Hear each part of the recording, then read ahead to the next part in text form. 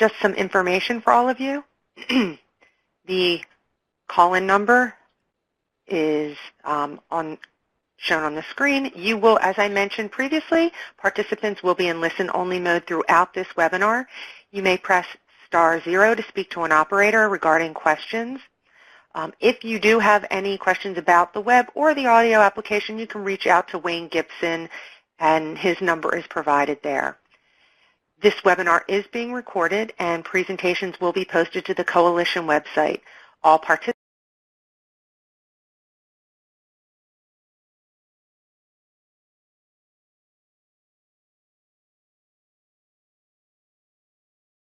will receive a link to the presentations after they are posted.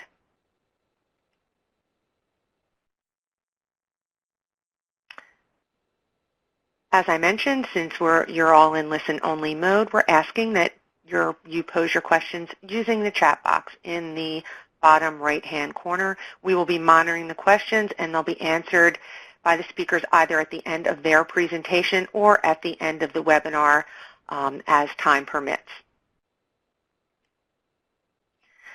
So I would like at this point to turn it over to Kelly Wells from North Carolina DOT. Kelly is one of our co-chairs for the RITIS PDA Suite user group, the other one being Jesse Burke. Kelly will be hosting our meeting today. So Kelly, take it away. Okay, great. Thank you, Joanna, and welcome to everyone. I'm so glad you could join us for this user group meeting. We have some wonderful presentations. I got to see a preview of them the other day, and I'm actually looking forward to seeing them again because they were so interesting. So we have some really great things lined up for you this morning. Let's take a look at the agencies that are here, Joanna. This next slide shows you the many different agencies that are here. So if your agency isn't represented, please type it into the chat box so we can account for that. But you can see there's a huge wide variety of people. We have DOTs and MPOs and Federal Highway and councils of governments and universities. And I think it just shows the how wonderful RITIS and VPP and PDA Suite are really to all of us in TISMO and in academics and all the other fields that use this data, analyze this data, visualize this data. So welcome to everyone. Thanks for joining us this morning. Go ahead, Joanna. Okay, so we'll run through this quickly. I love the little spotlights in the corner. We have 3 spotlight presentations. One about the changes in traffic on a Tuesday after Labor Day in the Washington, D.C. region. One about winter weather performance measures in Ohio. And then another one about a really neat event on the Woodrow Wilson Bridge in Washington, D.C. Then Michael Pack, who is I would say the father of RITIS and PDA Suite, will join us to talk about some of the upcoming changes and enhancements that you'll see in the coming months in RITIS and PDA Suite. And then at the end, as always, we ask for your input. And I was thinking yesterday how we have certain software, or even my iPhone, right? I was so excited when I heard that Apple CarPlay would allow me to put up the Waze map and the Google map on my in-car navigation screen when iOS 12 came out. So I've been looking forward to this all summer, but I had to just wait, right, and just hope that Apple made this change. But I was thinking about how this is different because we have the opportunity to have the developers on the line with us today saying, what do you want? What would help you make these tools better for you? So you don't get that opportunity with Apple, but Michael and his team will be there listening to our suggestions about how RITIS and PDA Suite can be more useful to us. So please be thinking about those things as you're listening to the presentations. All right, and with that, Joanna, I will, these are the folks that are presenting today. You'll hear from Denise in just a second. There's Michael from the CATT Lab. And then let me go ahead and read the biographies for our 2 speakers today. So the first one is Taran Hutchinson, who is from the Metropolitan Area Transportation Operations Coordination Program, which is called MATOC. It's a group in the Washington, D.C. area that assists with interagency communication and coordination around Washington, D.C. And they work on issues such as severe weather events, construction events, and planned special events like many of us deal with, kind of trying to coordinate. And I've worked there. It's very challenging with lots of different agencies working together. So that's what his group does. He was formerly with the Virginia Department of Transportation in Northern Virginia, and before that he did some ITS and transit work in Blacksburg, Virginia. And Taran is a graduate of Virginia Tech. Our other spotlight speaker today is John MacAdam from the Office of Traffic Management at Ohio DOT, and he oversees the Office of Traffic Management, which does all those traffic management things you would expect, like runs the Traffic Management Center, the Freeway Service Patrol, their traveler information and weather management programs, as well as incident management and emergency operations, mobility performance measures and analytics, and also their towing and recovery incentive program. Sounds like a really robust program, so we look forward to hearing his perspective on these winter weather events. John is a graduate of The Ohio State University, and he is passionate about solving problems using technology. So I think that's kind of what we're all here today. Let's use this data, let's use these tools to solve problems, solve transportation problems using technology. So with that, I will turn it over to Denise. Thank you, Kelly. Good morning to everyone. We have quite a group on the phone. I will provide you just briefly with a coalition update. I know that the coalition, we work quite a bit with Michael and his group to sponsor the user group meeting. There's a lot of good stuff coming our way today, so let me walk through these two slides pretty quickly and then we can move on to Hutch's presentation. On your screen right now, just to keep all of you as members updated on what we've been doing, is a listing of some of our recent meetings that we had starting in July. We do this on a quarterly basis to give you an idea of what's going on within the coalition. So we had a great performance measures national webinar on August 30th where John MacAdam gave a great presentation and was asked to literally come back and expound upon one of the components of that webinar today. So you'll be able to see his winter performance measures, which is a really an encore performance of what he gave at that webinar. And then obviously we had our highway exchange in the Potomac region. We talked a lot about interoperability and how to communicate via radio and microwave communications among states. Upcoming in the next couple of months between now and the end of December, on the books right now we have a connected vehicle webinar planned for November 14th. We're going to be looking at some of the member state roadmaps and how to possibly do a CMM, which is a capacity maturity model assessment for the states relative to connected vehicle. There is a freight fluidity national workshop going on November 15th. The coalition has been asked to come in and pretty much provide project management, oversight, and management of this workshop, which brings the federal agencies together and to look at issues related to freight. We have, at the end of November, a regional operations peer exchange coming up in Delaware Valley, which focuses on heavy towing and issues related to heavy towing and how to better integrate that into incident management. And then coming in December, we're doing a private sector origin destination data applications webinar. That's in the works for December. Michael, we're coordinating with Michael on that. And then lastly, the other thing to update you all on is that the marketplace, the probe data marketplace, is undergoing review, and we're happy to announce that we're going to have some new product updates that are going to be released in November. So things that are coming, pricing structure updates. We have some new ancillary product data offerings relative to INRIX here and TomTom, as well as some new products that also are part and parcel of the probe data marketplace. So we're looking forward. We're going to release that information to the executives at the end of November, and then that will, I'm sure, filter down, or we will also make sure we outreach to those folks that are points of contact for the marketplace and who work with probe data. So with that being said, one last thing. Before I turn this over to Hutch, if you are interested in any of this information, if you are not on our listings for this information and you're not getting it, please feel free to shoot me an email, send me an update in the chat box, so that you want to be on the list to get any of this information. Alrighty, so with that being said, I believe that the next slide, is we're ready for Hutch. With that being said, go ahead. Thanks, Denise. Can you hear me? I can.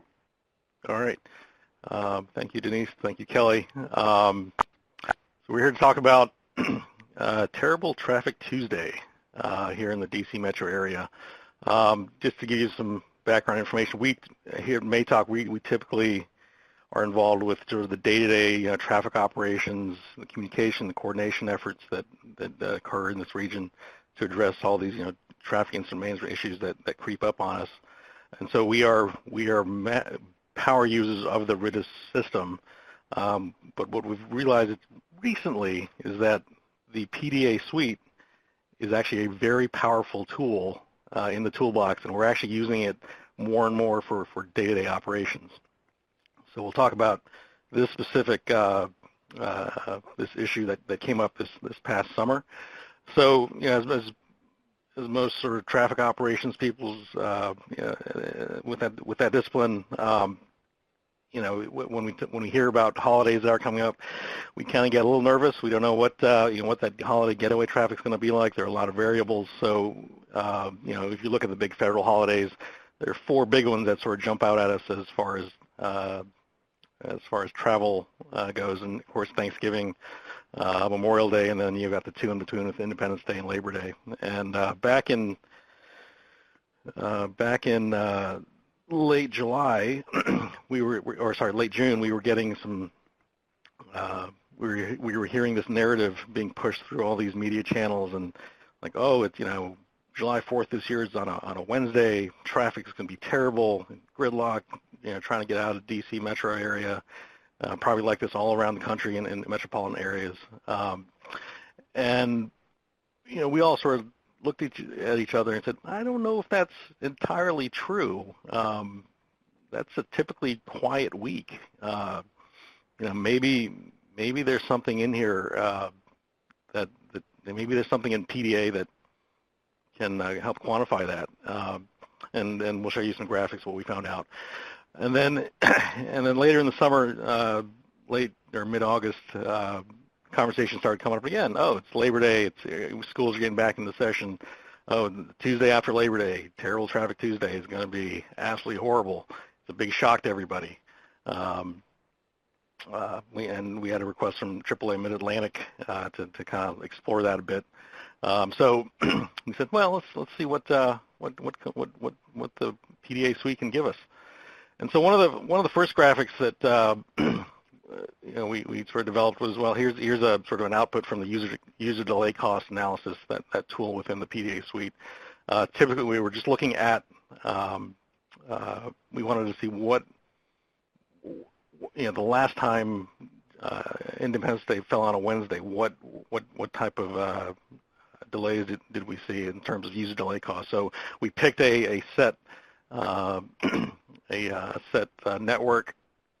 You see that in the upper left, and we just ran the numbers. You can see July 4th is on a Wednesday in 2012, and we sort of summed up the entire week, Sunday through Saturday, and we summed up the vehicle hours of delay. And sure enough, there was the holiday getaway, and yeah, it was a little, you could see some on Monday and Tuesday, but not that terrible. You look at the numbers, it's almost dropped by half. So we said, well, what does 2018 look like? And of course, this is after July 4th that we went back and looked at it, and we said, oh, look, same pattern, but yeah, not that bad. About half as far as vehicle hours of delay. Kind of note where we are with June 20th here. We'll get to this conversation in the next presentation. But so sort of a back in the napkin sort of calculation. It wasn't that bad. All that narrative really didn't stand up. One of the most important things you can remember to do is within the PDA Suite of tools, save your TMC segments. To do a lot of this, you've got to select your roadway network, but rather than starting fresh with every map, select your network, save it. Really important. And then if you have other representatives in your organization, you can allow them to use the same template. So this is a huge, can't stress this enough, this is a huge time saver, okay? So we said, well, we talked about Labor Day, Memorial, Independence Day. What about Labor Day? Can we look at that and see, is it really that terrible on Tuesday, or hey, does this continue on, actually carry on into September, October? So things to consider, yes, in this area, most areas schools start 2 weeks before Labor Day, mid to late August. We know that travel patterns are unique along different corridors. So we selected our network, all the big freeways in the DC metro area, and then ran it through the user delay cost analysis tool. And just for those of you who have never used it before, this is kind of a explanation of what the product is that comes out when it's done. So you select your network, right? And it's the little map up there. That's just as a reference. You select your time frame, what we're looking at. In this case, we're looking, August 1 through September. And on this grid, the columns, as you go across, these are the hours of the day, and then the rows are your days of the week, or within your sort of your time frame you're looking at. So what pops out at you is you can kind of see the AM and PM rush in terms of user delay cost. And again, you guys select what you want to look at. Are you looking at vehicle hours of delay, total cost? All right, you can change that on the fly. And then on the right side, you have your totals for each day, and then that's summed up at the very bottom for the entire period you're looking at. Okay, so we ran that through, and so we said, well, it looks like traffic is relatively light, up through the second, third week of August, and then it jumps those last 2 weeks when school begins. And so we looked at, well, let's look at the Tuesday the 15th versus the Tuesday after Labor Day, the 5th and by the way, we're just looking at 2017, so the last year. And we saw in that particular year there was about a 15% increase in terms of user delay cost. And so that helped validate, well, yes, there is an increase. But what does that mean for the Wednesday or the Thursday or the weeks following Labor Day, so, into September, October? So we actually went back in and said, well, let's look at specific corridors and maybe look at the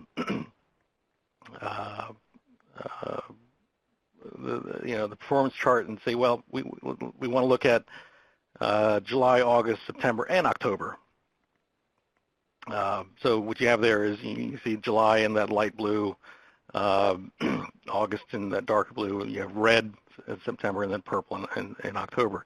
So this is in terms of travel time. So you can see that sort of in the afternoon. This is on the Beltway.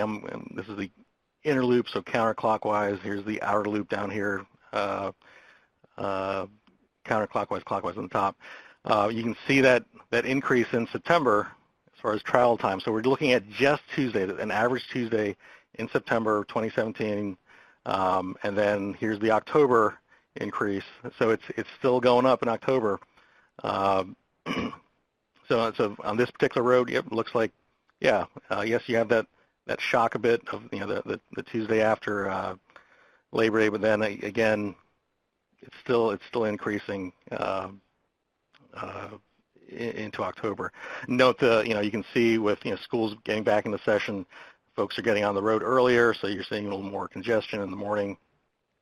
If you look at a different, and then of course then we said, well, that was just a Tuesday. What if I average that over, say, Tuesday, Wednesday, Thursday, Friday? So this is sort of a 4-day average, and that sort of smooths everything out a bit. So yeah, now you can start seeing these changes a little bit.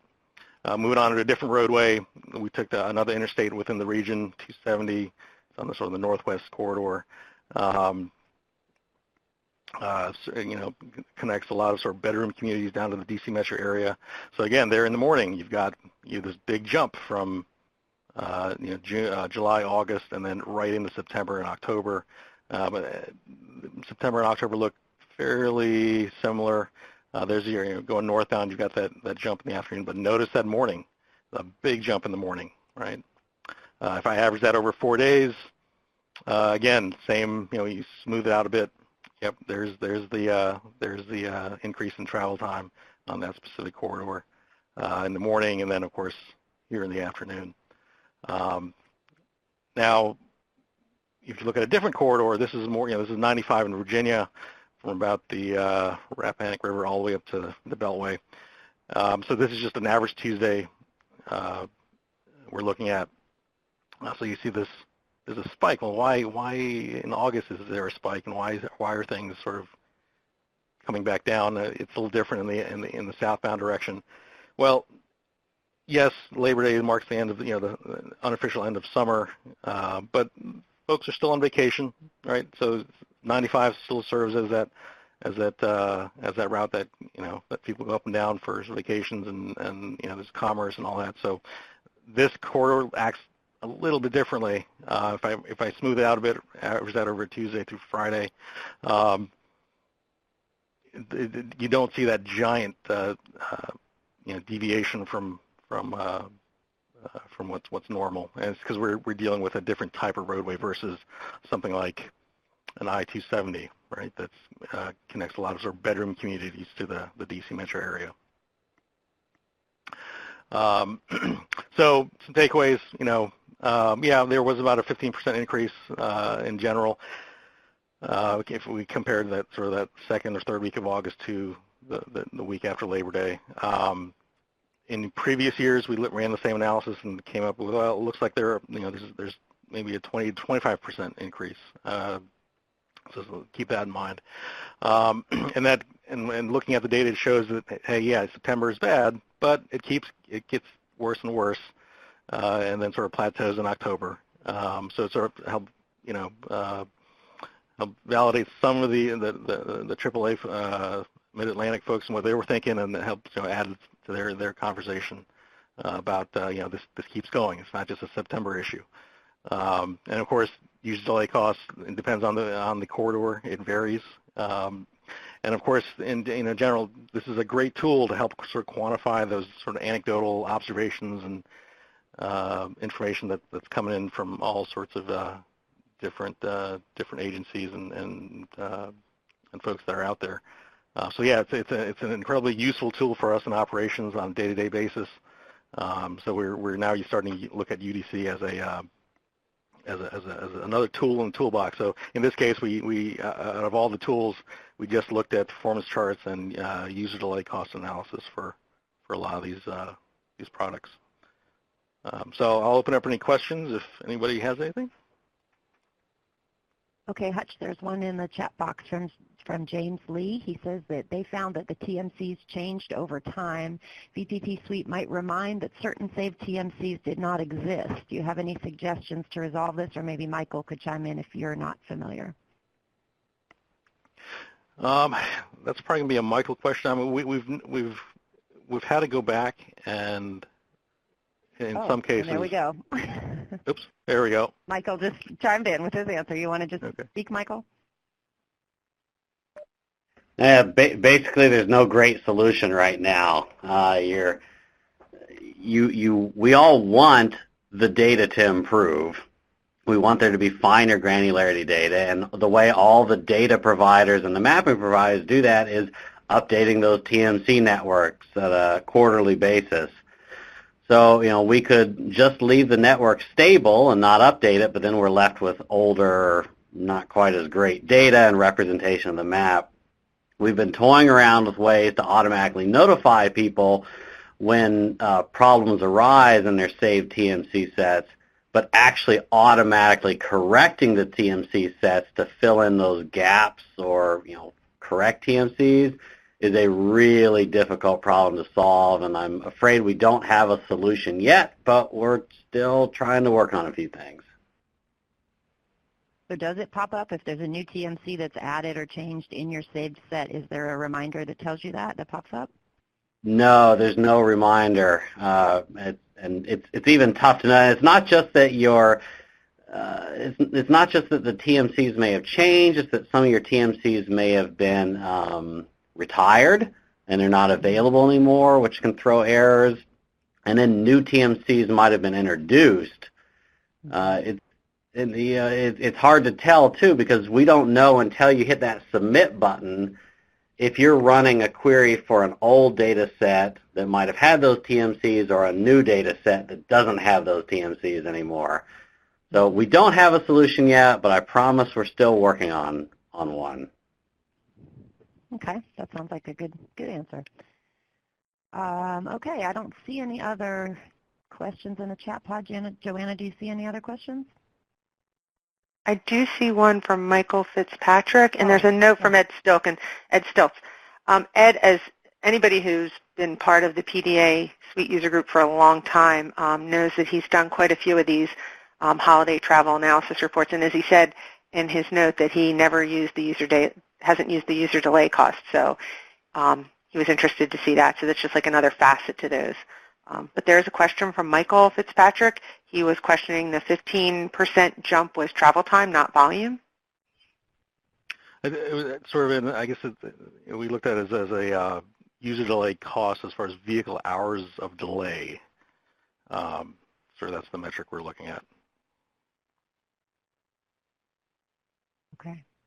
And then Michael Pack, there's one from Patrick, I think Ziliakis maybe, says that a large portion of US 29 in Northern Virginia simply disappeared. So if it was me, I would just drop a note to VPP support, or what is the email now that they can drop those kind of notes to.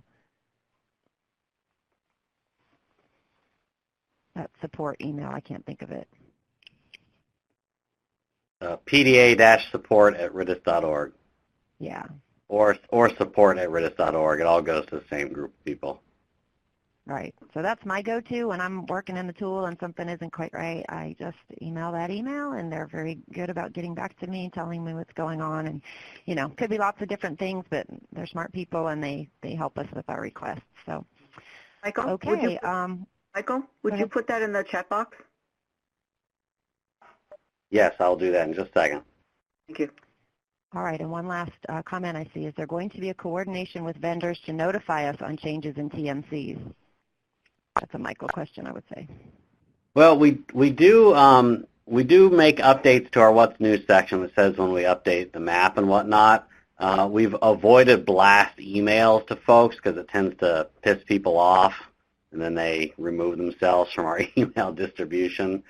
But if you've got any suggestions on how you'd like to be notified, send us a note.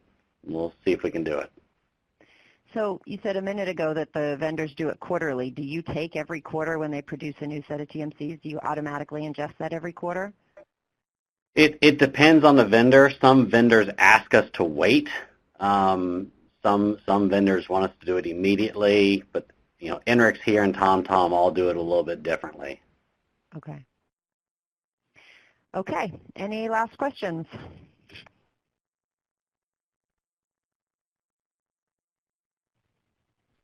Okay, and seeing none, I think we can go to the next slide, Joanna. Thank you, Hutch. That was wonderful. Great presentation. You're welcome. And with that, I will turn it over to John MacAdam from Ohio DOT. Thank you very much, and very happy to participate, be invited to join this discussion. And I'm here in Ohio, and I saw a couple other states and regions represented where you've probably noticed that here recently things have been getting a little bit colder. We've been reaching for our jackets more often, and I know here in our group we've been preparing for all of our winter-specific initiatives, whether that be variable speed limits for winter weather, our partnerships with National Weather Service, and all this good stuff. But one of the things we're very focused on right now, so this is a very timely presentation, is gearing up for running our one of our critical success factors for the department here that we call SNIPE, Snow and Ice Performance Evaluator.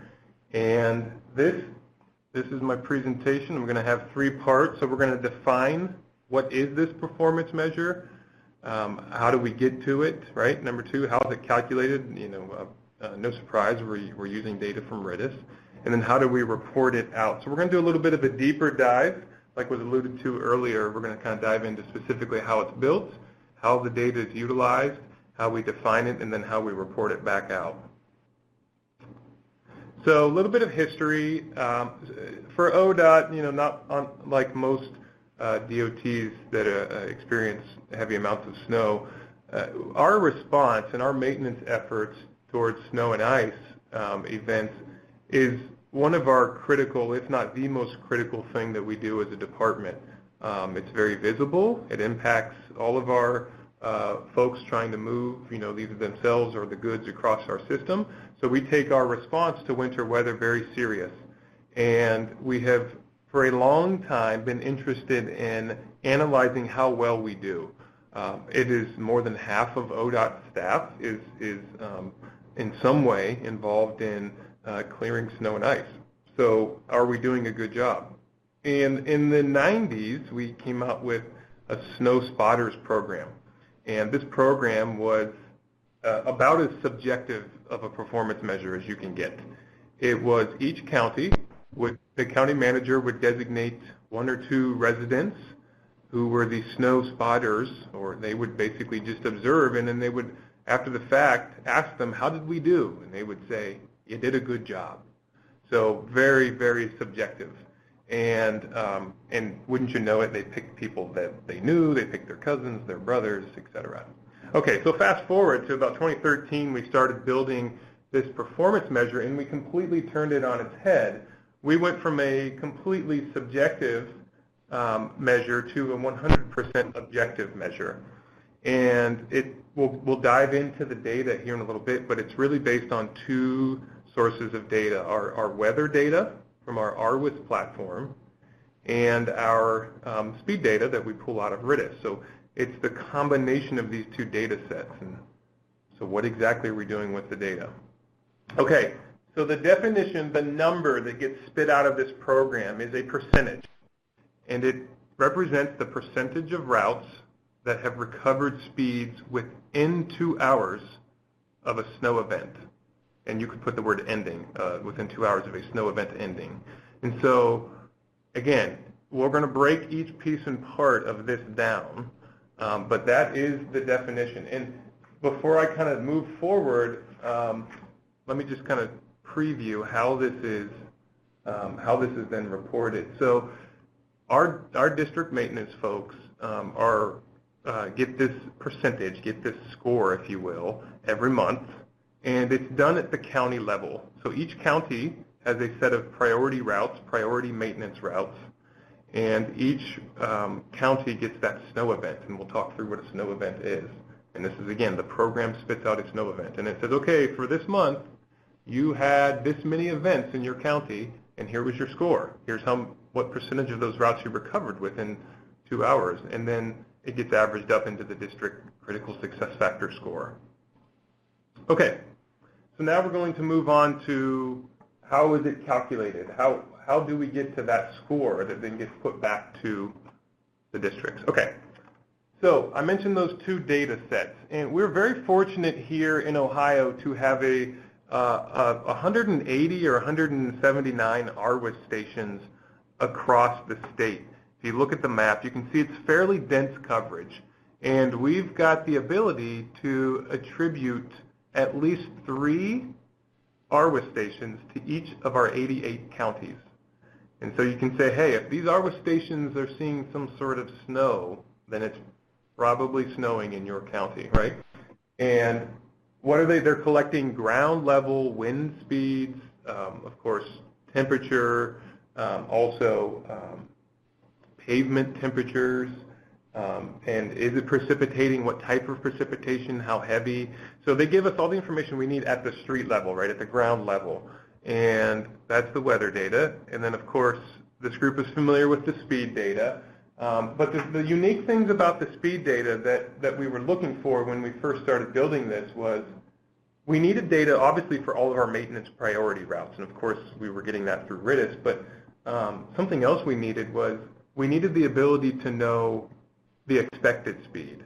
So RITIS spits out the historical average speed for us, which is very, very helpful as we get into this definition. So not only can we go back and pull, okay, last month in this county, what were the travel speeds every 5 minutes, but also what should the speeds have been? What was the historical average speed? That was key. Okay, so then I mentioned we pull this data every month, and we dump both data sets into an Excel program. It pulls all the RWIS station data, and it imports all of the data that we downloaded from RITIS, it combines them together and it models those snow events. So it is, go back to the definition, percentage of routes recovering speeds within 2 hours of a snow event. So now I want to kind of dive in. When it's spitting out these numbers, what is it telling us? What is a snow event to this program? So to do that, we're going to visually represent one of the counties. These are real data sets for Lucas County, Ohio. This is up, if you're familiar, the northwest part of the state, up Toledo, up near Toledo. So what you see in this visual representation, you see the outline of the county, and then you see those triangles. Those represent the locations of the RWIS stations that have been assigned to this county. And then the blue routes are the priority maintenance routes that ODOT maintains in Lucas County. So those are the data sources. And then at the bottom you see a 3-part timeline. So literally what gets spit out of this program is a bunch of rows that say this is a snow event, this is a snow event, this is a snow event, and each of them have multiple timestamps. You get one timestamp at the beginning that says, I'm going to flip over here, it says your event has begun. A snow event is detected. So what does that mean?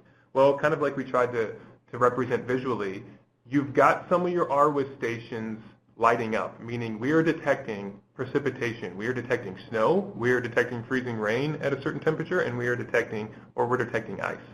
So you can see 3 out of the 5 RWIS stations have now lit up blue, and we'll get to the exact numbers in a second. But it's not just the fact that it's snowing that starts the snow event. It is also the fact that it is snowing enough to impact travel speeds. You see a percentage of the routes in that county are now red and they're a little more bold. That indicates that they are at least 10 miles an hour below where travel speeds should be this time of day. So we can say with a fair amount of confidence that it is snowing enough to impact normal traffic speeds. Okay, so if that's the case, your event has started. And then the second timestamp is when the event ends. And that's really just simply it stops snowing for most of your county. We indicated here that one RWIS station might still be saying it's snowing, and again, there's percentages and there's exact thresholds that I'll get to, but okay, it's snowing, and now it's not snowing, right? So your event has stopped. So now you can kind of say between 2 and 3, ODOT is on the clock. We've got to get these routes back up to normal travel speeds, and of course, timestamp 3 then is your routes are recovered. So those first 2 timestamps, it's the same exact timestamp for every route in the county. It's a county-wide start time, a county-wide end time, but then number 3, you get an individual timestamp for each route. Because each route could recover immediately, could take an hour, could take more than 2 hours, right? So that is a route-specific timestamp, number 3. And you can see that it's just basically, hey, speeds are now back within 10 miles an hour of where they should be for this time of day. And again, the goal between 2 and 3 is to recover your speeds within 2 hours. So that is how we define a snow event. Now, if you're interested, here are the numbers, and we can share this. We have like a 1-page document that goes into these numbers. But to start an event, you need at least 25% of the routes in your county experiencing at least a 10-mile-an-hour speed drop, while at the same time it is snowing on at least 40% of the RWIS stations attributed to your county. So those are the 3 numbers that kind of get looked at to begin the event. The snow event ends when you go back across that 40% threshold, so you're now below it. So it's not snowing on most of your in most of your county. And then it also does a couple other things. Winds have to die down because we found early on that wind speeds, you needed to extend the length of the event because you get a lot of drifting on the roadway. And then it also looks ahead 2 hours and says, let me make sure another snow event doesn't get picked up by the program. If it does, combine them.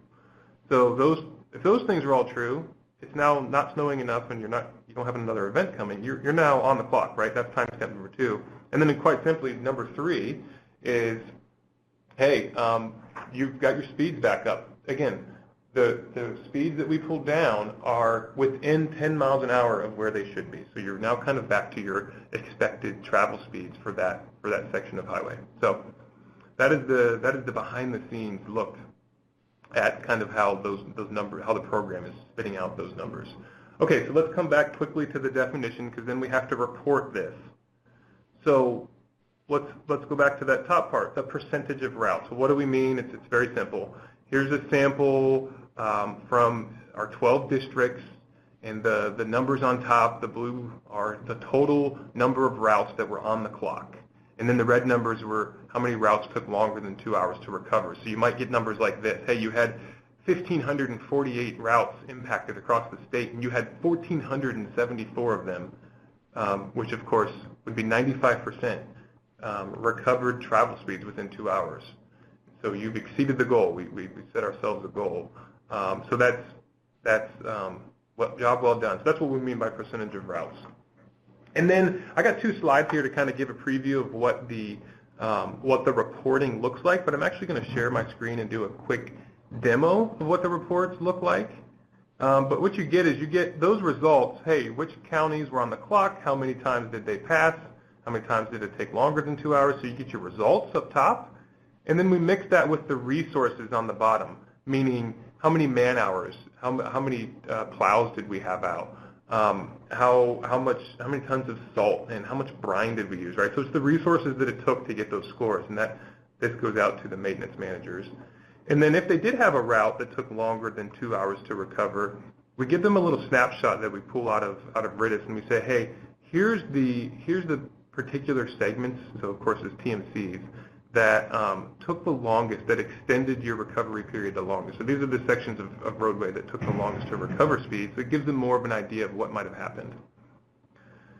So at this point in time, I will actually share my screen. Thank you. And I will give you a preview of the demo. So hopefully this can be seen. So this is our dashboard that we update once a month. Obviously, our last one was in April. We have not had a significant amount of snow since then. And each month, the state gets a card saying, okay, here were the total number of routes down that were detected by the program. And here, district by district, are how many you recovered within 2 hours, and here's how many took longer than 2 hours to recover. And then you can see the scores over to the right. So 96 is our goal. So if you get a 96 or above, you're black, and if you're below 96, you get a red, right, warning. So then they can dive into their specific districts. So I'm going to pick like District 7 from March of this year. That is this our Dayton district, Montgomery County over near the west side of the state. So what they see is, okay, now we're diving in a little bit more. On the 1st, the 6th, the 7th, the 8th, boy, it looks like we had some serious snow on the 8th. You get these individual snow events. So you had enough going on these dates that it popped up in the program. And then they can slide this slider to say, you know, timestamp by timestamp, which routes were down, and then you can see this bar highlighting on the right, which dates did I have events, or they can just click on one. Say, well, what does Champaign County look like? Okay, we only had one route down that time, not so bad. You can say, okay, what happened here with Darke County?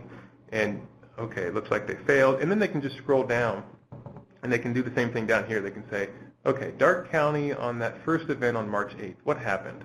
Well, let's see, Route 49, these are the 3 priority routes in Darke County.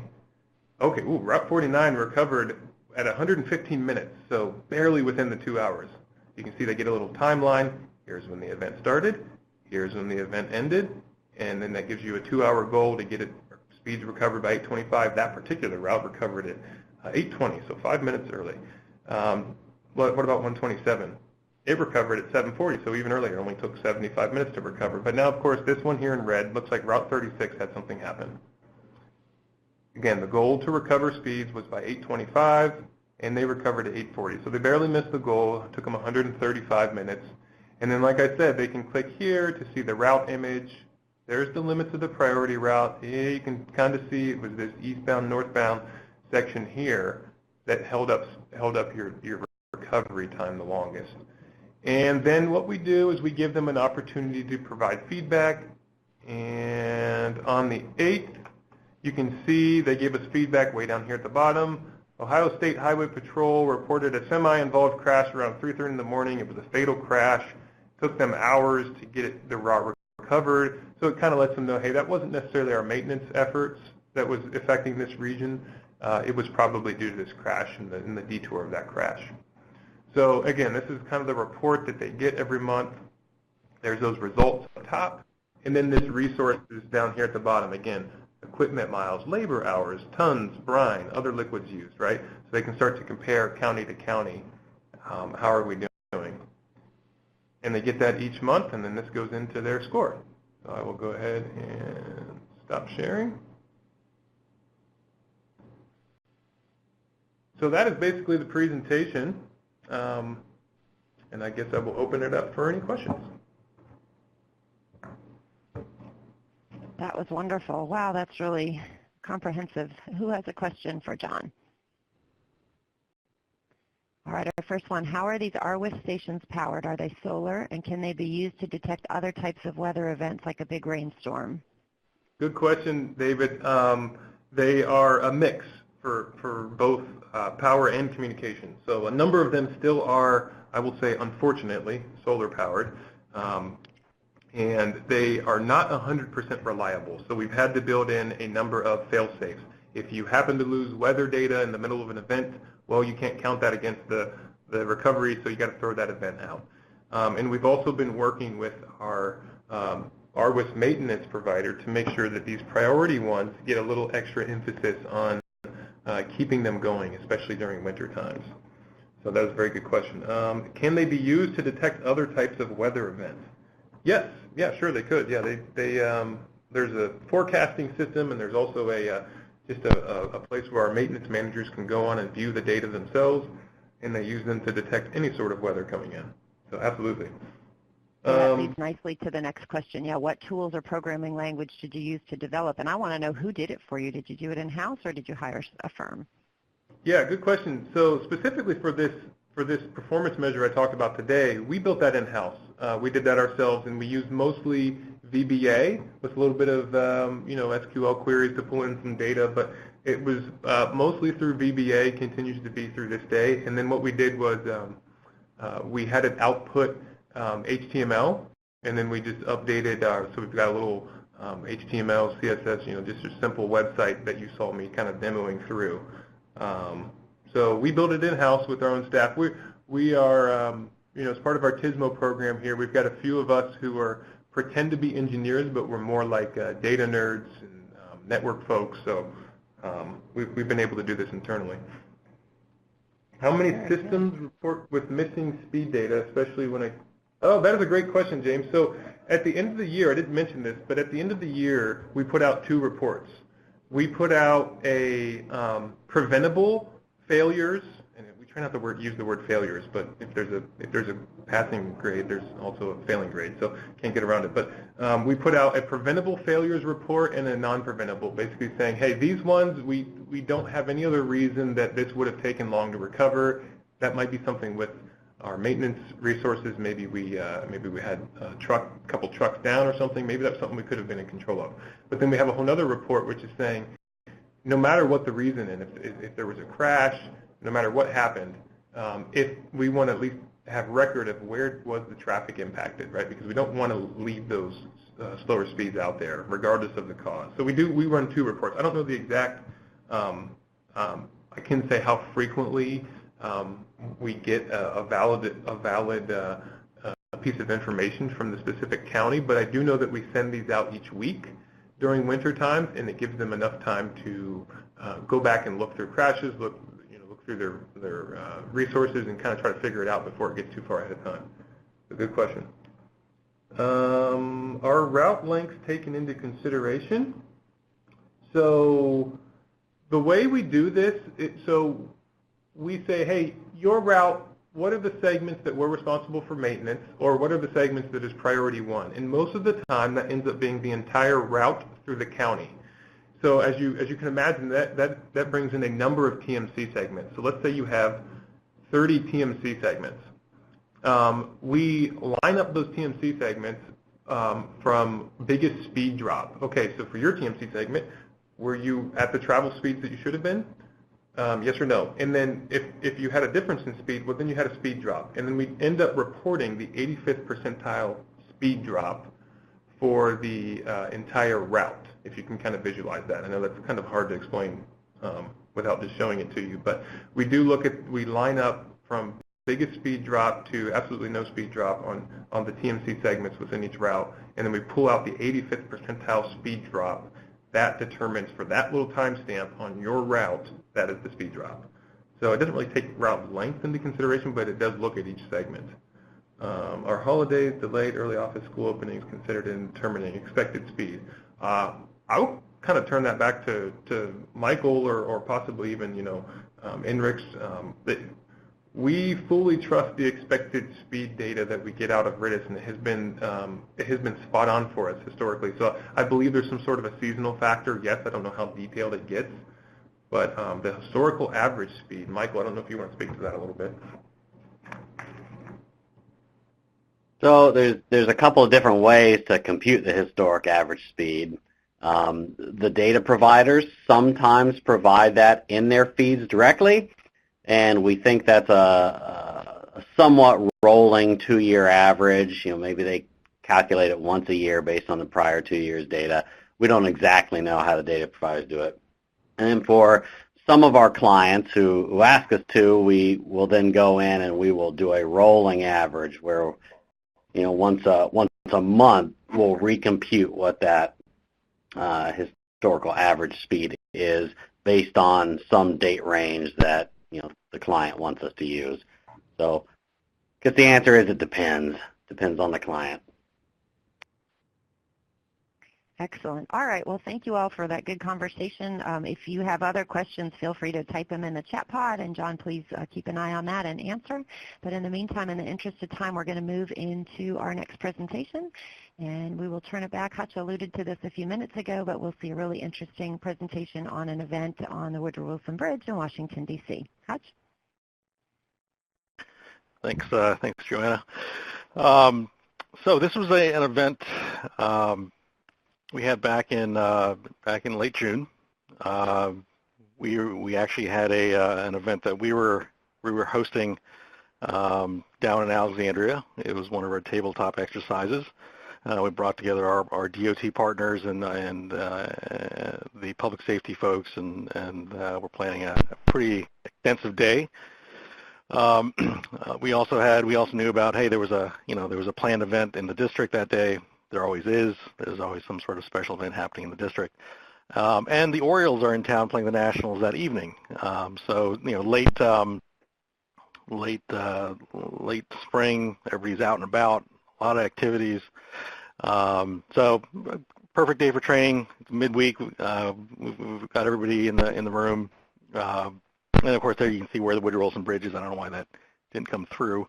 It serves as the bridge that connects the southern side of the capital Beltway, Maryland and Virginia. So, great day, right? Well, as we start getting into our exercise, we start getting these funny looks, and everybody's getting messages and notifications and pictures and what's happening. And we were all looking at each other and said, "Wow, there's actually something happening on the bridge." So this is initially what we started seeing come in. So you got some sort of big incident happening on the bridge. Looks like there are people hanging off the bridge. There's a fire on top of the bridge. There's wrecked vehicles. So yeah, what's going on the bridge? Just to give you an idea of what we're looking at, we are sitting, that picture that you see right there. We're actually sitting in the northbound through lane, and that's actually where the incident occurred. We're heading from Virginia back into Maryland, and here's the through lanes, and here are the local lanes. Note where this retractable barrier is. That'll come into play a bit later. But that's about where the crash occurred. That facility, right? You've got the bridge deck that connects, over Maryland and Virginia. But then you've got this divided portion of the highway, the local and through lanes, which is about 6.5 miles long. And there you have the incident about mid-span. Yes, you have a couple of these retractable barriers to shovel people in and out of through and local lanes should something happen. And here we are at our tabletop exercise in Alexandria, so not that far away. Okay. So what happened? Well, about 10:45, a little after or so, big tractor-trailer crash, through lanes, northbound, the outer loop. on the bridge. So we're in Prince George's County, Maryland owns the bridge, or that portion of the bridge. We have a tractor trailer, lose control, drives into an active work zone. It's a bridge inspection crew, drives through the attenuated truck, hits the snooper truck, and also a worker's pickup truck that was there on scene. All the workers that were on the snooper truck were actually down below the bridge, looking up at the bridge and doing their inspections. The tractor trailer driver did not survive. Given the damage to all the vehicles, that crew down below was trapped, and so they had to rescue them. And so a technical rescue. You've got a temporary closure on the bridge, all lanes, north and south, through and local. And given the complexity of the incident, it was an extensive recovery and cleanup that lasted until about 10:30, 10:45 at night. It's about 12 hours. On top of that, you got to think about, well, there's a forecast for some evening precipitation later, late afternoon, early evening, and then of course thinking back, well, we've got a rally or a march in the district on the Mall, Pennsylvania Avenue, that people already know about. And by the way, yeah, the Orioles are in town playing the Nationals, so that draws a lot of folks into the district in the evening. So here's your incident scene, right? There's the tractor trailer that struck all three vehicles. It actually came to rest right out beyond the snooper truck. You've got the attenuated truck right here. All the back end is heavily damaged. And there's your snooper truck that's caught fire. People are hanging down below on the arm. There's your pickup truck, and then here's the rescue where they've actually got and some of these workers were injured, but they did survive. But they had to get lower down from the boom down to waiting boats below, and then you've got all the water and fuel that's coming off the bridge that's dropping into the Potomac River. So a very complicated scene. So what we did was we actually said, well, we're all sitting over here in our tabletop exercise, but after the fact we can actually go back and look at some of this data. So we created a trend map using the PDA suite of tools. And we looked at June 20th, the Wednesday before, the Wednesday before that, and then an average Wednesday in 2017. And these are just screen captures. So here's the incident day. There's the incident. So this is 2 o'clock, so about 3 hours into the incident. We get into rush hour, 5 o'clock. Yeah, it looks a little different, on that day. It looks a little more intense, a little more traffic there, a little more congestion. But overall, it's not that, it's about what you'd expect. But then you get into, that evening time frame. It's still going on. Here, of course, is that queue going up to the incident. At this point, the bridge isn't closed anymore. They've got a couple lanes going. They've got 3 lanes going north. The through lanes are blocked, but you still have this impact where folks are queued up trying to get to the bridge. But then folks are going around the other way. They're cutting through the district again. Ball game in the district. A lot of evening activities. So then we said, well, let's that was more of the big picture, right? The regional picture. So we said, well, let's dive down into sort of that portion of the Beltway, that lower portion, highlight some of the arterials, because it didn't just impact just freeway operations. Think about your arterial system. Think about all the public transportation systems that utilize the arterial network. So here we're now looking at that bottom half. Here's again June 20th, the Wednesday before that, 2 weeks before that, and then the average Wednesday of 2017 in June. So that's 2 o'clock, 5 o'clock. Now we can start seeing all the impacts of this incident. Look at all these arterials, right? And everybody trying to get either around the incident or get into the district for all the events that are going on. And of course, 8 o'clock here, same thing, right? It's still going on. So we looked at, again, here's the, for those of you who actually use RITIS and look at the sort of, look at all the real-time stuff, information. Here's the incident timeline. This is the Maryland timeline that they put together. So we can see, the incident started, was put into their system about 10:51 in the morning. That was cleared out around 10:30 at night, so about 12 hours. We've got the closure of the northbound local lanes here. We've got the long-term closure of the through lanes that went all the way until past 9 o'clock. You've got the temporary stoppage right before noon. So we get all the fire equipment in and out from this is a freeway, so you get that response from both sides. And then you get that queue and look at all the other secondary incidents in that queue. So it's not just dealing with the incident in itself. It's all the other things that happen after the fact. So here, talking about secondary incidents, yes, you have, you got disabled vehicles, crashes, folks piling up, trying to figure out which way they're going. Are they going to continue around the outer loop through the incident scene, or are they going to go up and around the district? Again, you've got folks coming in for the ball games and other events in the city, or are they going to take the long way around and continue their way into Maryland? So all that, again, is captured within RITIS. We can see it in PDA. So again, back to the napkin sort of calculation. Well, how bad was it? So we just said, look, let's just focus on the freeways. Let's look at maybe just this portion of the Beltway, 495. Let's look at 395. This is the, if you look at a detour plan, this is most likely the where people are going to be headed. You've got 295 on the west side. So we just did, we took that network, dropped it into the PDA user delay costs, and we compared basically all of June. We looked at all of June. And you remember that previous graphic we had in the previous presentation. Well, here it is. Now you can start seeing it. Here's a typical sort of user delay cost output. Here's the PM rush. Here's the AM rush on the left. But look at that particular day, and look at your numbers. Vehicle hours of delay, total cost for that particular network. We just selected it at random. We just want to look at the freeways. Look at the jump. I mean, a massive jump. If we actually pull those days out, we actually look at all the Wednesdays in May, all the Wednesdays in June. Again, for the same network, it's the same. These are the outputs that come out from the same analysis.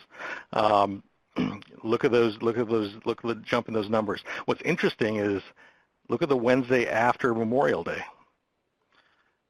Look at the drop. So again, a holiday week, you have that decrease. But then when you have a major incident, look how much those numbers spike. All right, moving on. Again, going back to that same graphic you saw earlier. We were looking at. We wanted to talk about. We wanted to see what impacts, user delay cost impacts were on the July 4th week.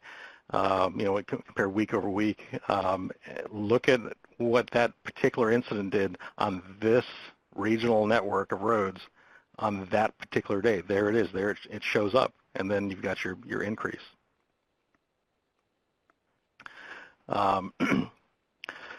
We then went into another piece of the PDA suite and looked at performance charts again, and we said, well, let's look at travel time index, right? Let's start with just the Beltway and look at that particular Wednesday, again, compared to the two previous Wednesdays and an average Wednesday in June 2017. And of course, you've got your alternate route, the inner loop going around the other way. Your travel time indexes are +3 on either side. We look at maybe a different corridor. We look at 395, basically from DC, from the 3rd Street Tunnel all the way out to the Beltway. So we can see, look, folks maybe using that as an alternate to go into the district and around, or folks going into the ball games and other events. Your travel time indexes are in the 6+ range. US 1 between the two, between I-395 and 495, serves as a major transit corridor. And what we heard from our transit providers in that region was that they were just severely impacted, right? They just couldn't go anywhere. Their buses, ended up staying out until late hours of the night trying to get back to their depots. And here's the data to prove it. They were just stuck. Another interesting road is the National Park Service roadway, George Washington Memorial Parkway, and this is a section of just that lower portion from about the Beltway through Alexandria. And I think in the northbound portion, you've got people trying to get away from the Beltway to go back towards Reagan Airport and into the district. So you see that spike. You've got the folks coming out of the district and coming down the parkway past the airport and trying to get into Alexandria. They're impacted. But what's interesting is when you get north of the airport, or about the airport north, trying to get up to 395, think about all the folks coming in that are flying into the airport, trying to get back to their offices in the district. Look at that spike. I mean, folks were just stuck out there. So think of politicians. A lot of people use that airport to get in and out of the district fairly quickly. So I'm sure there were not a lot of happy folks that day going north. So here's the data to prove it. So one of our after review, some takeaways. Overall, the response for this particular incident was a success. Based from what we heard, there was no single point of failure. All the people who needed to be there were there. A lot of folks who were at our tabletop exercises ended up being the first responders who had to get to the incident. That being said, not all DOT response trucks for safety service patrols are classified as emergency response vehicles. So, there could have been delays for those DOTs getting to the scene. We actually had some collaboration from Maryland and Virginia to get folks out to the bridge quicker. Delays in opening that retractable barrier that you saw in that picture meant that there was a delay in downstream. They had to actually turn vehicles around, had to take up more lanes for that, and so that led to additional delays. And this whole incident sort of identified or highlighted the fact that there needs to be sort of ongoing training, regular training with our DOTs, their contractors, law enforcement, fire departments, specific with regards to that facility in general. But any high-profile facility, you want to have sort of ongoing training, scheduled training, which can be a challenge because everybody's considered essential personnel. Who can you send, right? Another observation was made that queue traffic upstream, folks can self-divert. Folks were coming down the wrong way on ramps. They were trying to get away. They didn't realize what was going on.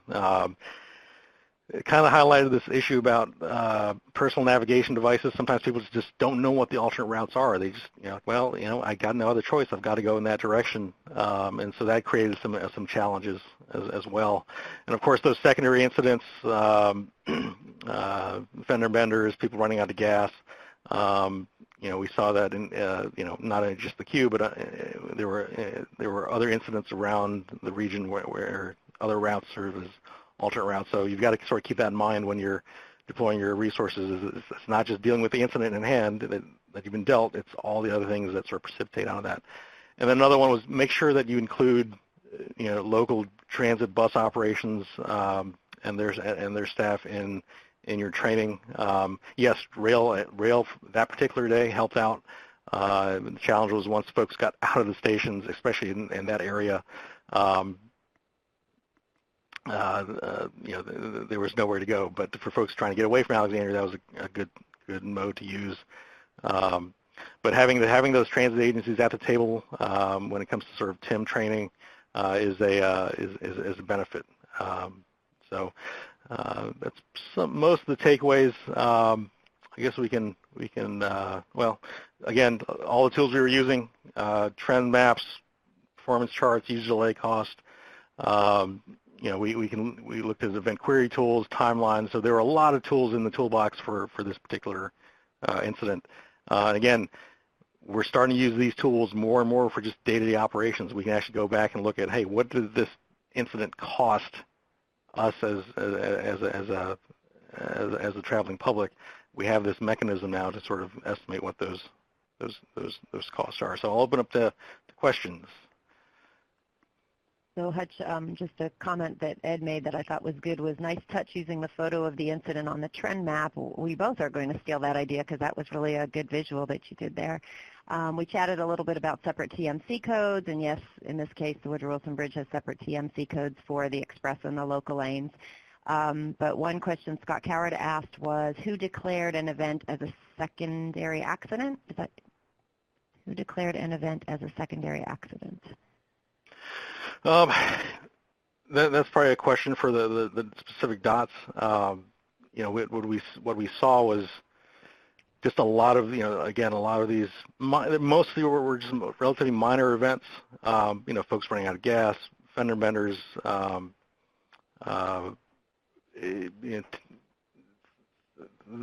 we ran it through the event query tool, there's sort of this correlation, like, well, why are there so many crashes in this area? And that's what we were hearing from not just the DOTs, but from media broadcasts. We saw that on Waze, there weren't any major secondary crashes that were sort of declared, but you can start putting the pieces of the puzzle together. You're like, well, okay, we're seeing more incidents in these areas where folks are using routes as an alternate to get around this particular event.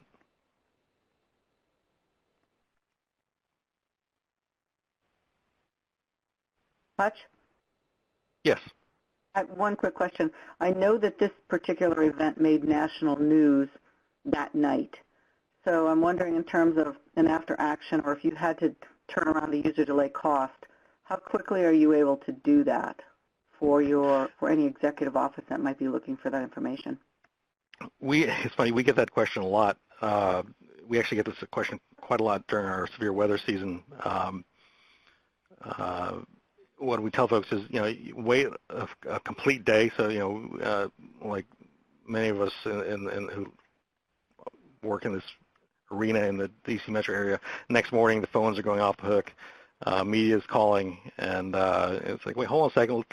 Let's wait until we get the entire day in so we can actually have something to look at. So I usually keep it at least, wait at least a day, let the entire data set, come in, and then we can start looking at it. And quite frankly, it doesn't take that long. I mean, within a couple hours, you can start getting these outputs once you start entering all these your fields in, or your values in, and your TMC segments in. There's a question from Virginia. She said she was stuck in gridlock in Alexandria that day. How were the localities involved, and did they adjust their signal timing plans, to your knowledge?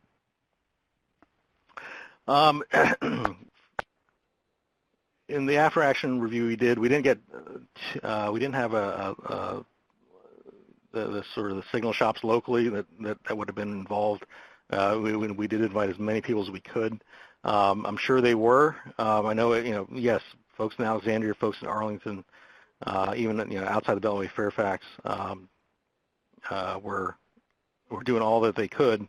But yeah, even for us, if you look at where we were, we're about right here at our event. Just to get out of our event that afternoon, we had to come back to College Park. That was 2 hours just to get, and an hour just to get from the facility on a major road.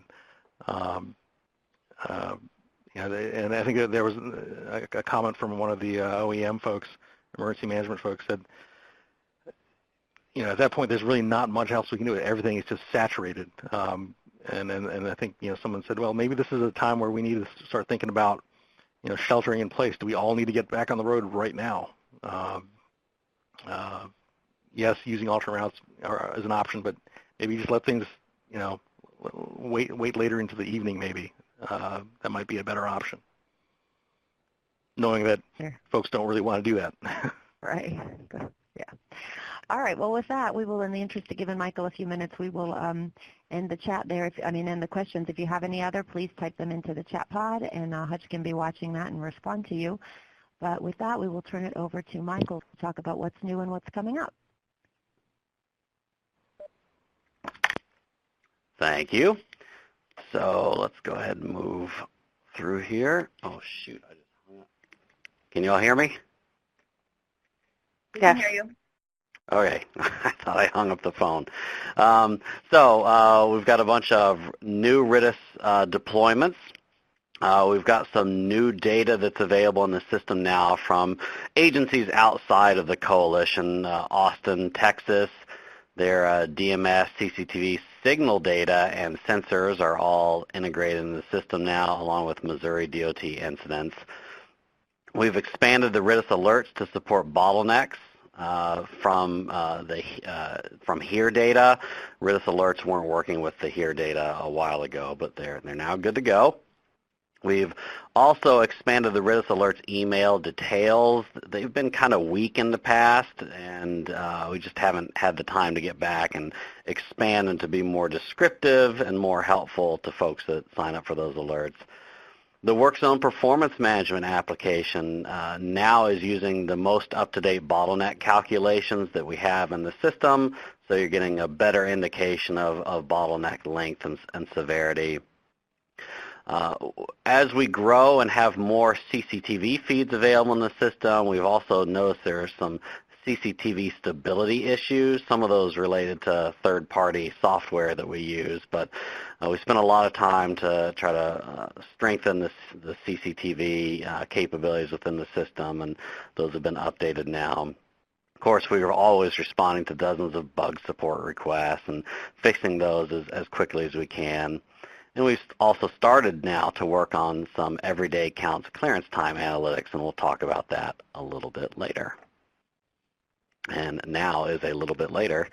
So the Everyday Counts Clearance Time Initiative, this is something that's funded by Federal Highway Administration. The goal is essentially to provide better insights into clearance times for events that are represented in the Everyday Counts database. And we want to really provide as much flexibility as possible for additional analysis and comparison. So the CATT Lab has taken a lot of the data that we're getting from the different agencies in the coalition and around the country, and we're putting it into an Everyday Counts formatted database, and that then allows you to go in and ask questions about roadway clearance time and incident clearance time in your state or in your region, district, what have you, for different date ranges, and giving people the ability to look at clearance times for crashes compared to disabled vehicles, compared to debris on the roadway, so on and so forth. It's going to be a pretty extensive query form. This is an overview of it. I know this is hard to see, but it's going to let you type in and search for different agencies and enter in time periods and other stuff. Go ahead and zoom in here and filter in. We'll have a list of all the agencies that are available in the data set so that you can just click on them if you want to.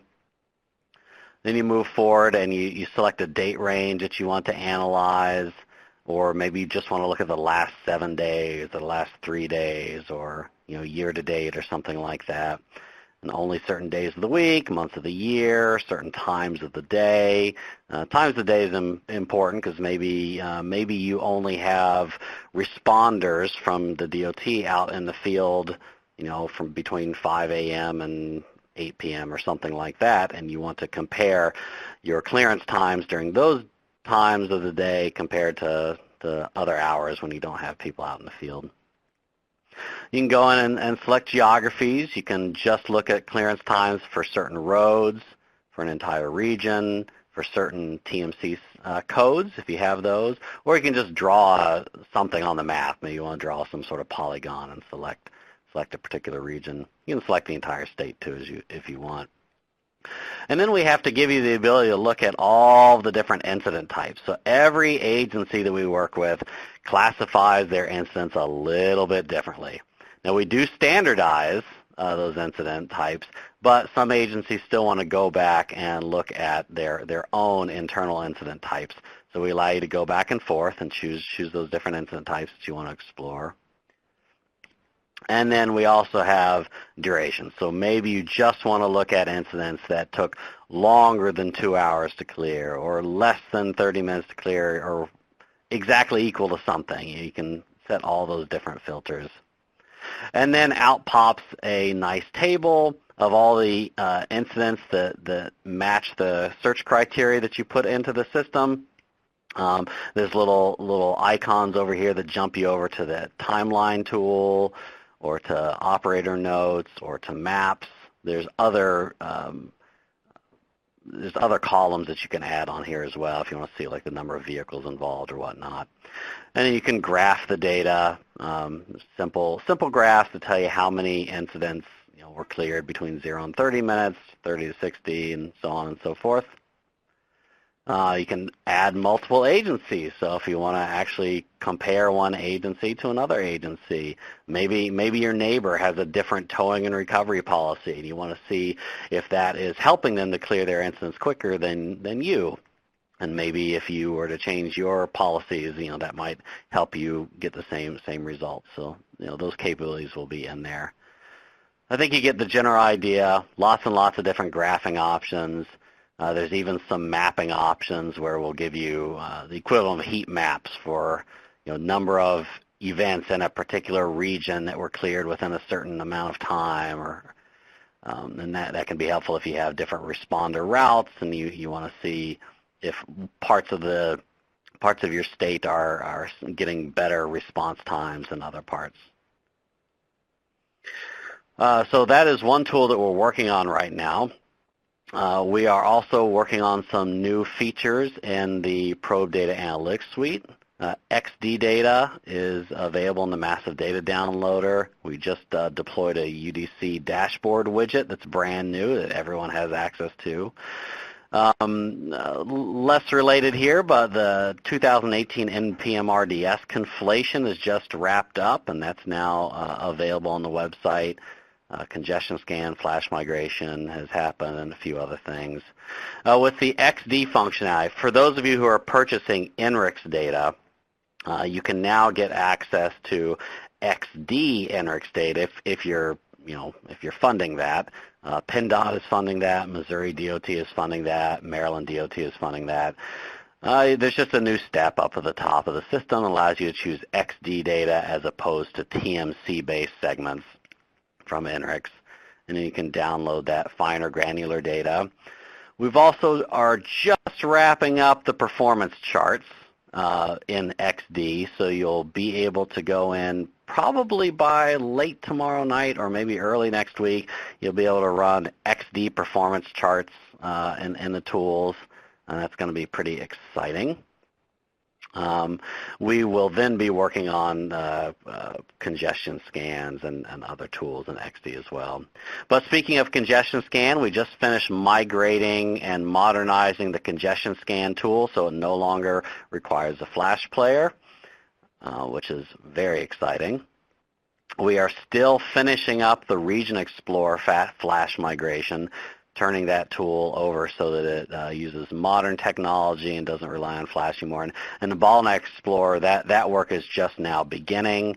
Probably got a couple more months to go before that will be completely released from flash. I mentioned new dashboards earlier. Maryland State Highway Administration is funding the development of new dashboards in the system. The first one that just rolled out a couple weeks ago is the user delay cost dashboard widget. This allows you to go in and choose an entire state, county, whatever geography you can think of, even a corridor, and it will allow you to look at this month's user delay cost for all the roads in this region compared to the month before that, compared to the prior year, the year before that. You can specify all the date range parameters in the tool, and it lets you see essentially if you're trending up, you're trending down, or how you're performing this month compared to historical conditions. Go check that out. The dashboard's pretty easy. Lets you select your geography, cost of the delay, or maybe vehicle hours of delay, whatever you want to display in the tool. It looks very similar to the user delay cost tool today. There are more dashboards that we're working on that should be rolling out in the next month or two. Some of them are based on event data and being able to compare the current number of disabled vehicles or incidents or road works that you're working on in your state compared to last year, compared to last month. We're working on some reliability ranking dashboards and bottleneck ranking.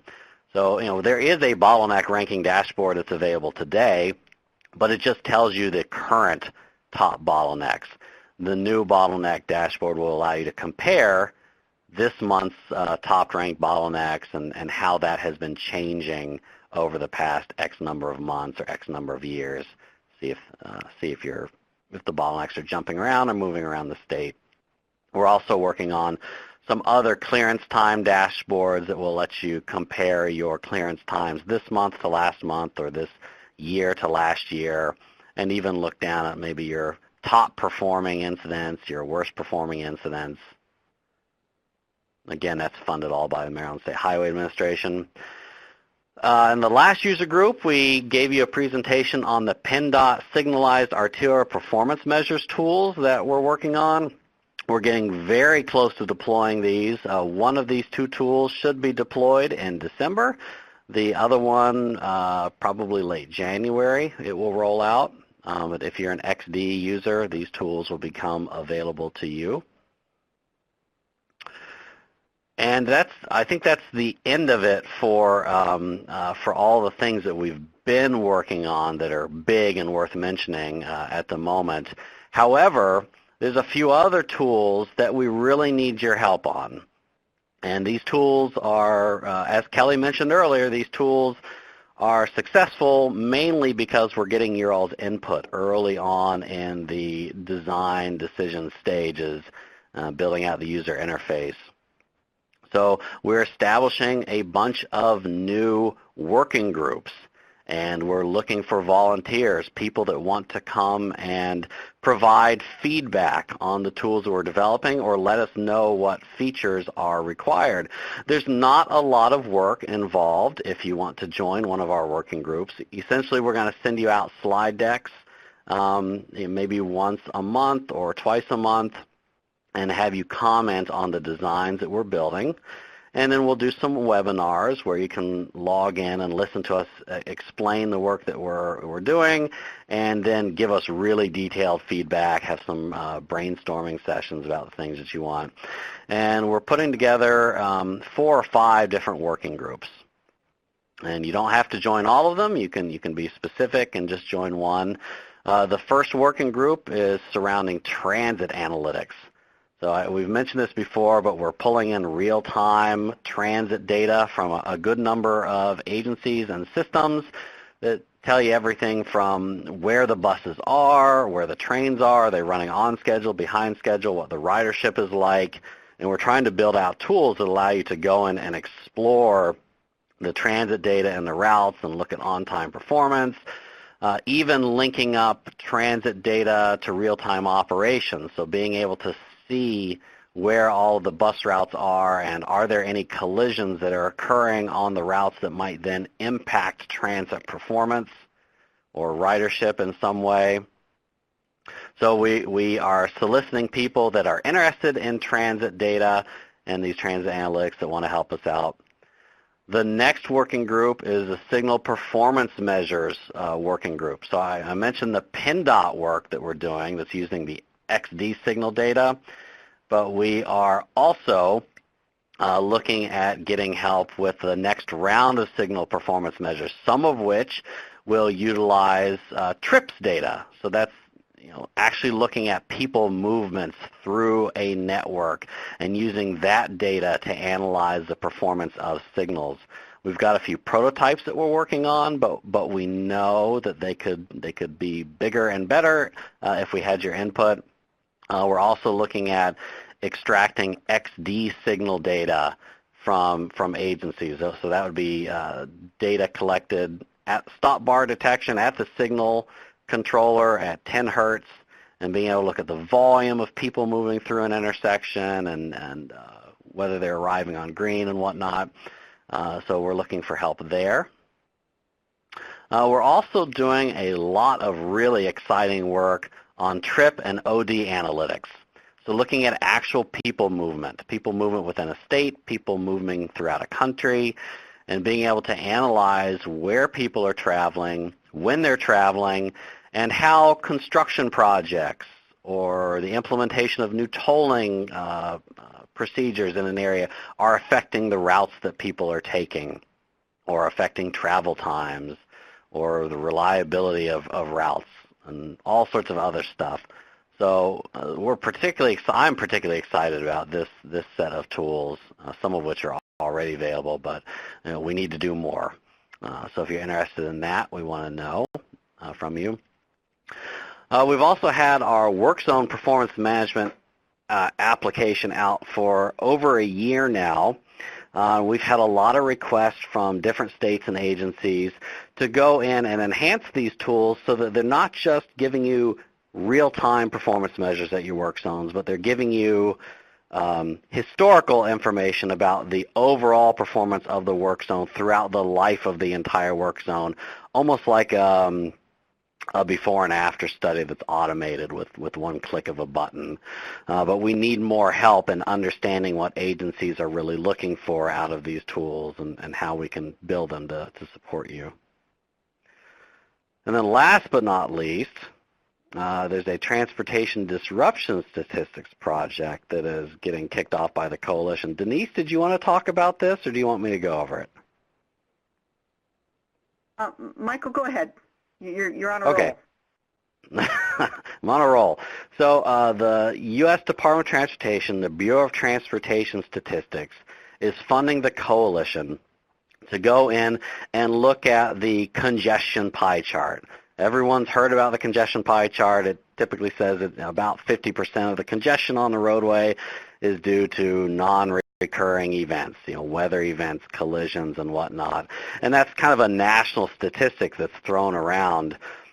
This study will allow us to use the data from RITIS, the Probe Data Analytics Suite, to be able to go in and try to automatically generate new congestion pie charts that are state-specific, region-specific, corridor-specific, time of year specific, so that states will have better updated information to use to drive operations and construction and policy in their region.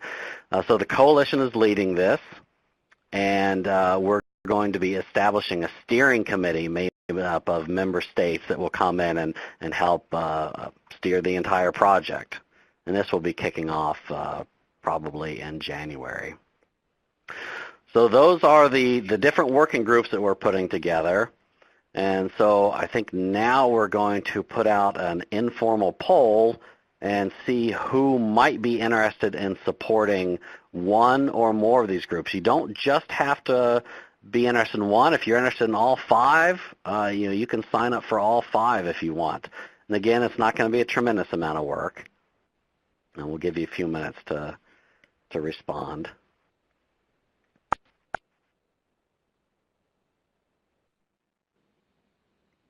And Michael, also, I'm sure that we'll be doing some outreach to folks that may have been on the call but either had to leave for another meeting or another commitment. So we will make sure that this outreach goes to everyone.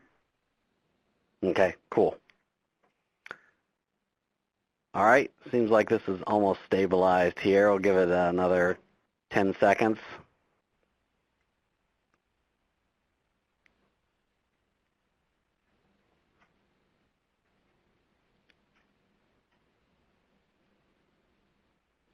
All right, we call that done. There we go.